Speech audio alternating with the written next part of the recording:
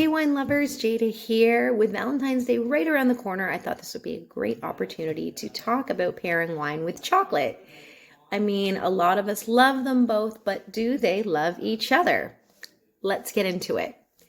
Chocolate is one of the more difficult foods to pair with wine, and I'm going to explain to you why. The cocoa bean contains tannins, just like wine, and as we've learned, tannins are a bitter compound that cause a drying sensation on the palate. So the higher the concentration of the cacao in your chocolate or the more tannins in your wine, the more intense that dry, bitter flavor is going to be on your palate and the longer it's going to last.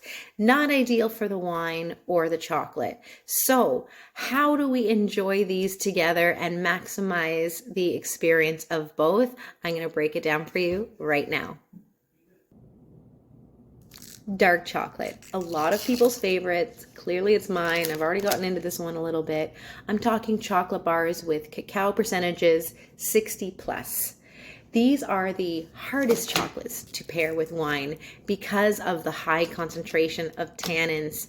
If you were to pair a chocolate like this with a full-bodied Cab Franc or Cab Sauvignon, all you'll be experiencing is the bitter elements of both. And you really won't be able to get the full enjoyment of either. So I want to show you my number one pairing for dark chocolate. Ice wine. Do not sleep on ice wine.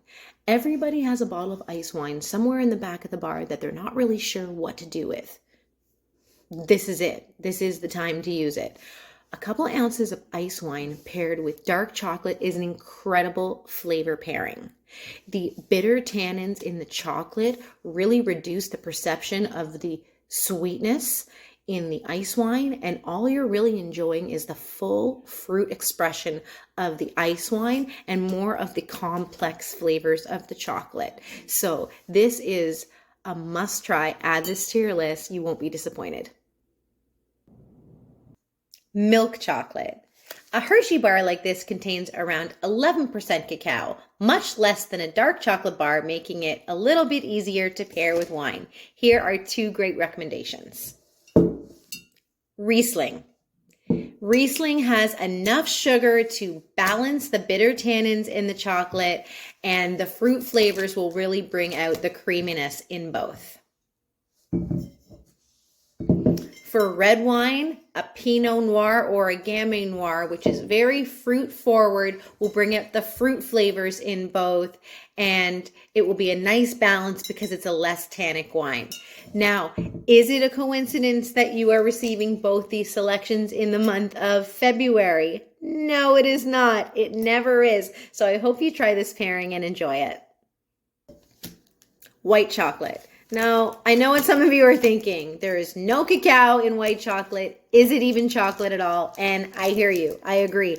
I couldn't even bring myself to buy a plain white chocolate bar because it looks like I'm going to bite into a bar of soap. But I did the tough job of researching and trying some pairings so I could share the best ones with you. This is wild.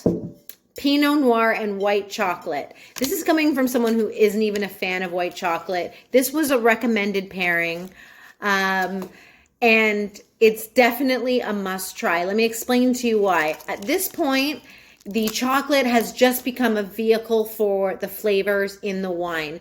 The inherent cherry, strawberry, and raspberry flavors in a Pinot Noir are absolutely magnified and enhanced by the white chocolate. It's something about that sweet creaminess, like think strawberries and cream is kind of the effect it creates. So again, if you're a Pinot Noir fan, I really recommend trying this once. It's a really unique and fun pairing. I'm also going to go back to the Riesling again, simply because Riesling is typically a sweeter wine and blends well with chocolate. Now, same thing when you're using the white chocolate with the wine. Really, what you're just getting is magnified fruit flavors. So this is a very classic Niagara Riesling with tropical pineapple flavors, passion fruit, and also some peach and citrus as well. So all of those are just magnified by the vehicle of the white chocolate. So again, maybe you're not a white chocolate fan, but if you're into food and wine pairing, this is definitely something I recommend. I'm going to finish off with a couple of bonus everyday snack pairings to enjoy with this month's selection.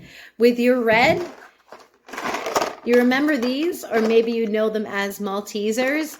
The malted milk filling in the Whoppers really works well with the bright berry flavors in the red. So that's a really fun combination to try. I'm going to go back to the Riesling. Again, a sweeter wine, and sweetness works really well with acid and with heat.